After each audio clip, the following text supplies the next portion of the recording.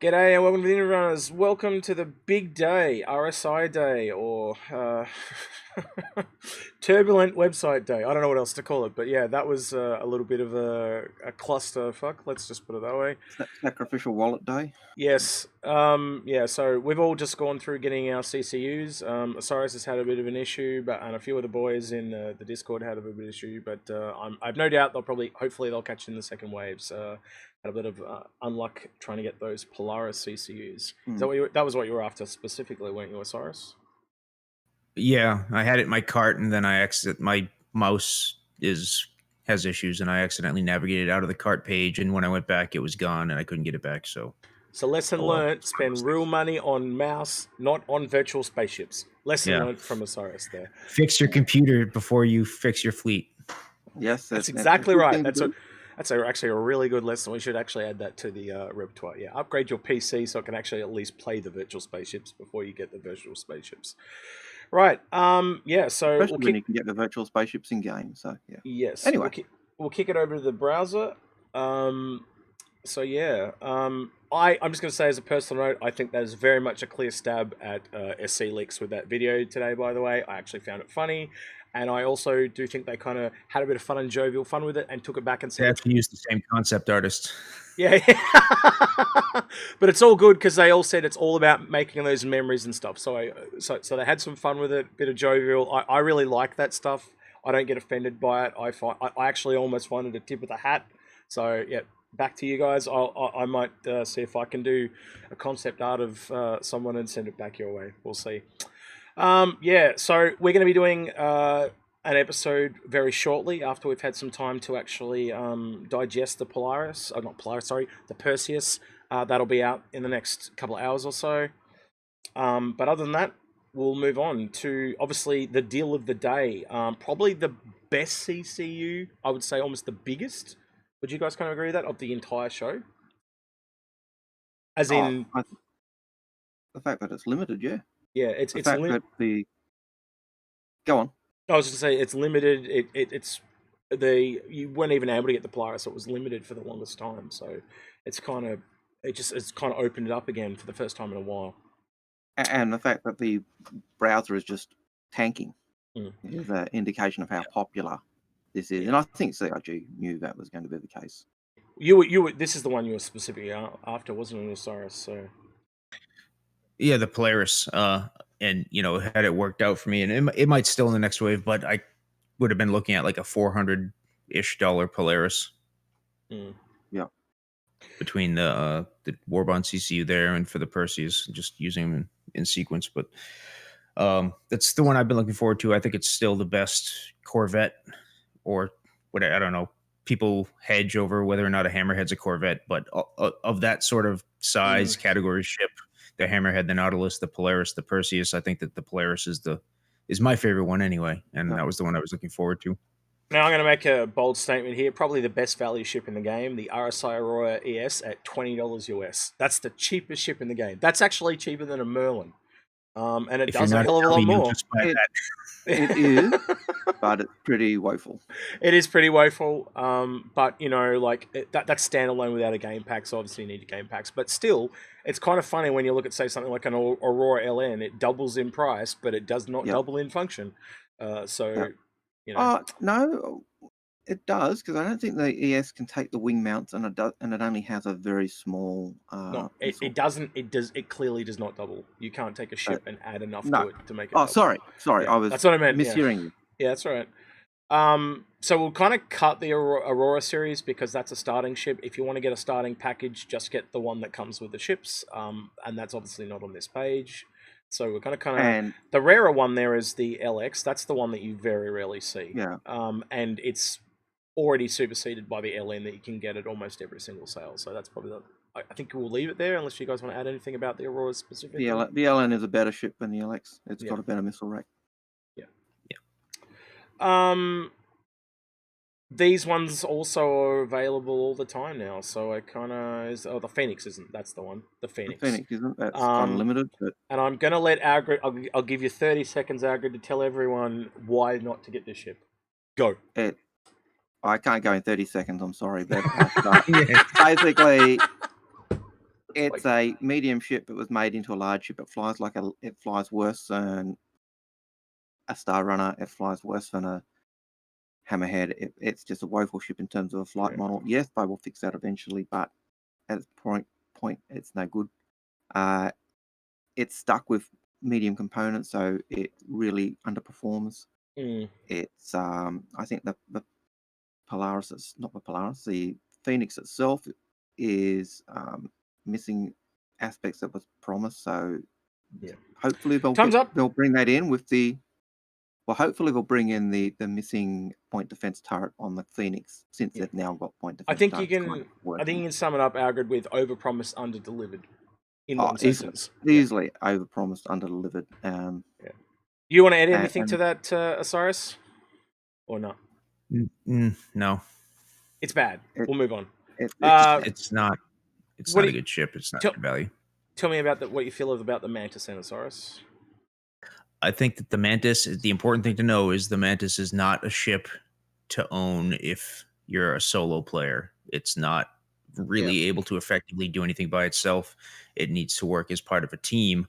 It is a very effective tool as part of a team for many types of gameplay. Yeah, and Algared, you'd agree it's an earning game anyway at that price. It's an earning game. It's cheap. It is. I think it is probably the best looking RSI ship that we have in game, and it's also got the best cockpit view of those ships. It's just it's an absolutely gorgeous ship to fly, but it's quite useless. Really quick overview of what we see of the Polaris. Now, to me, it's Hammerhead adjacent, but kind of opposing role. Osiris, you said Polaris. You mean the Perseus? Yeah. 9 days of sleep deprivation. Come on, it's getting to me. All right, wake up, Jeff. All right, Perseus. Hammerhead adjacent, as I said, but slightly different role. Obviously weak to fighters, but really good against those medium to large ships that it can, like, say, a Constellation. Yeah. Your thoughts, Osiris, on the Perseus? The Perseus is a little underwhelming to me. It's useful in that it's a CC vehicle to something bigger and better, and I think that a lot of people have built up a lot of hype for the ship since it was leaked, but I think that what's apparent to me is it's going to have trouble handling like 3 heavy fighters or 3 Ares or something. It's only got I'm going to shoot 2 things at once. I'm going to cut you off because I only wanted to brief one because I want to leave something for the episode when we talk about it. All right, Algared, do you want to add something? Time. Yeah. Algared, do you want to add something short? I think undergunned. I think the gun sizes make sense based on the Nautilus, but then, kind of. I did say that later. I'll leave my thoughts for the extended thoughts for the episode. Yeah, so expect that in an hour or two, guys, after this one goes live. Medivac, $25 to get some extra gun ports and missiles. I think it was missiles too. But it is the better version. They're not both available all the time. You're dedicated. I know you guys still see it as I see the red as got a better armor than the base Apollo, doesn't it? I think it might do as well. You might be right there. So. I think it's got more armor and slightly slower. Yeah, I see this as a doctor's surgery ambulance. I know you guys see the red as an ambulance, but I kind of think the red doesn't really have a doctor on board anymore, so you can't. The beds are very more like stabilizing beds. They don't really heal you, but I could be wrong because I do know, at least in Australia, a lot of the ambulances actually do medical work as you're in the ambulance, where that just kind of stabilizes you. So I kind of see it more as a rescue chopper. But I digress. I still think it's a really good ship if you are into the medical. I like the look. Hell, I wish the Constellation had this look. So yeah. Anything you guys want to add? I always called this a cut down Connie. I actually thought it had the lines of a Connie, but it looked as functional as a Connie should have been. I just say it's a warbond. Go ahead, Algared. It was just the internals work better for a Connie, but it is also your clinic and ambulance, depending on how you fit it out. I think we actually said that back when we did the review at Algared, is it could have been a Constellation variant. Yeah. And it is a beautiful looking ship. If it takes the language from the Mantis and puts it into that as well. Yeah. If you're in the boat where you are still waiting to see how medical gameplay shakes out, you can, if you have the means to do so, you can get the currently available Mercury Star Runner Warbond CCU from 225 to 260, or it takes the 260 price down to 225. You can get that for like from a Terrapin for $5, and then you can get the Star Runner to Apollo Medevac for $15. That's $20, and you can stick it in your back pocket and save yourself that money down the road if you decide That's you 4 want the coffees. 4 coffees.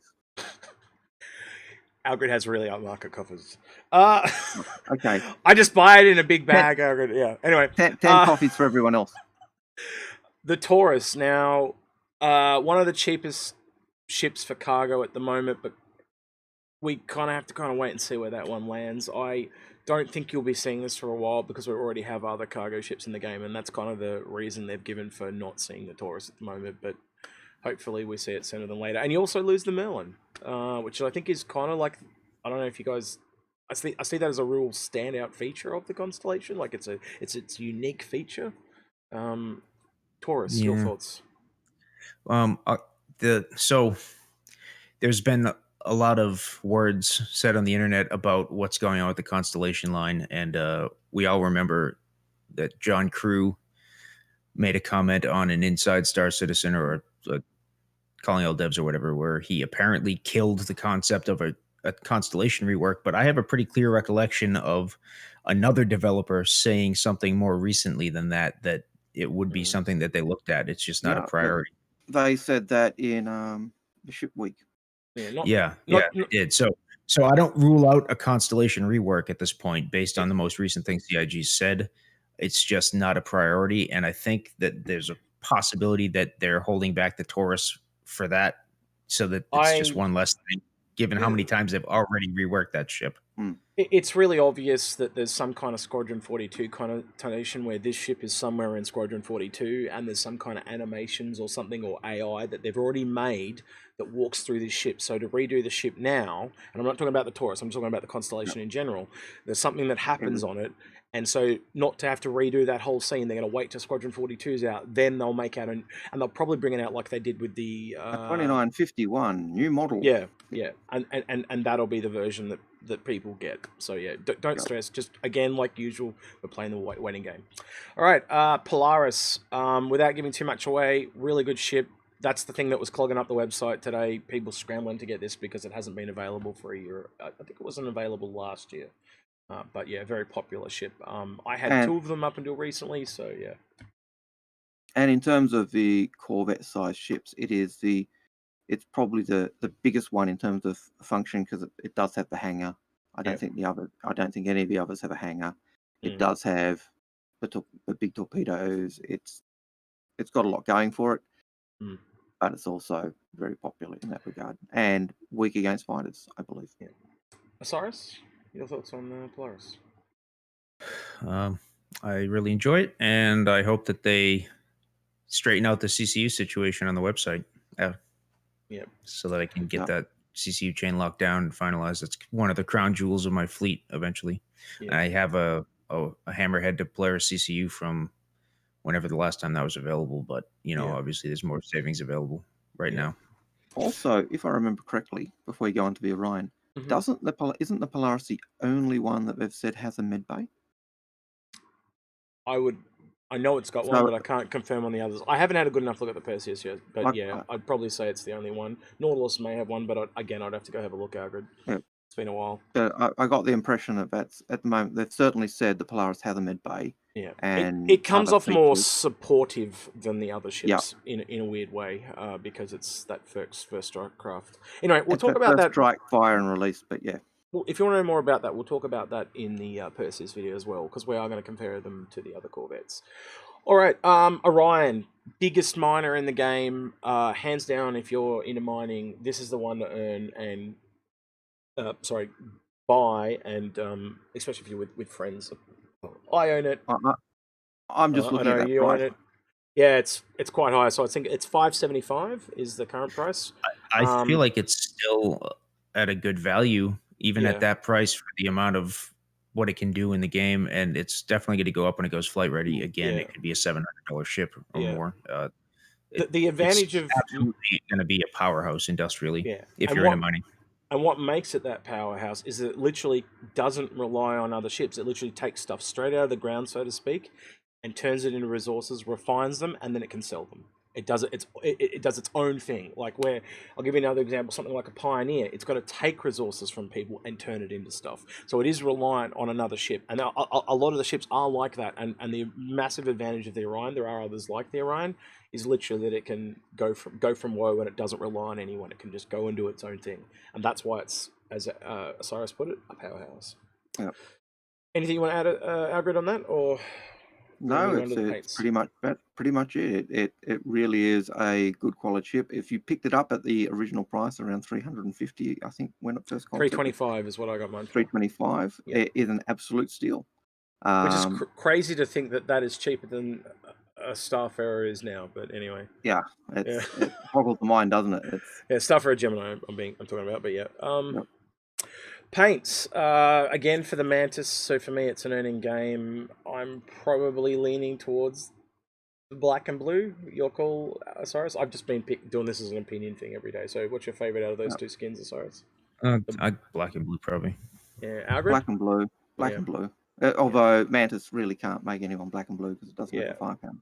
Again, having an Aurora ship like this, even at $3, the Aurora skins, I would get them in game. Like I wouldn't even bother. And there's even rarer skins. Like I've got a pack skin for the Aurora, and that's probably the rarest skin in the entire game. So that stuff will be valuable. This stuff is going to be. The frustration with those skins, though, the frustration with those pack skins and Southwest, whatever it was, and take my money. Yep. You can't apply them. No, you can't apply them. At the moment, in the long term, but yeah. In the long term, they're going to be rarer and more valuable. Where something like this that is now available now will not hold its value. So just wait till they come in game.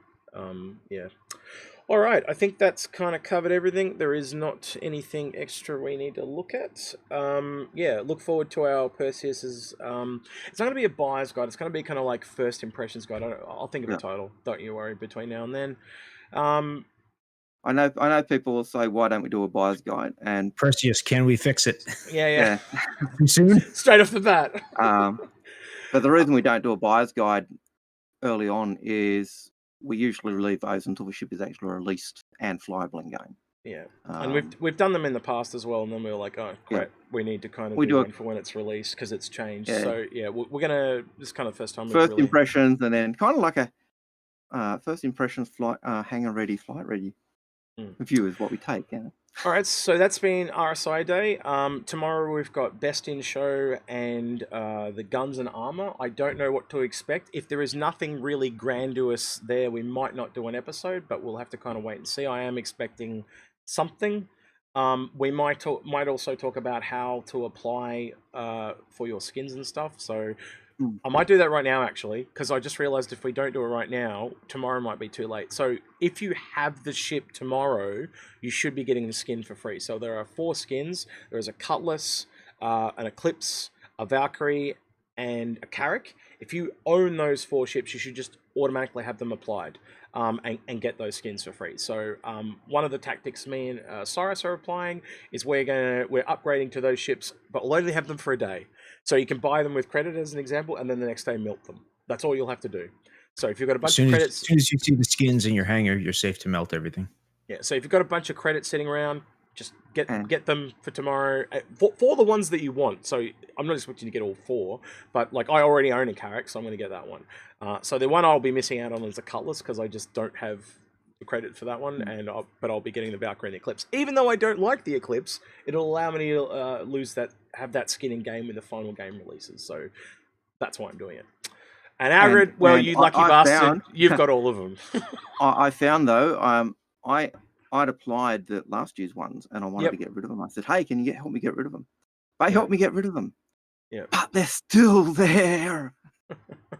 Yeah, so I've got them in my account too, and I'm hoping they'll eventually reactively turn them into skins, not things that you have to apply.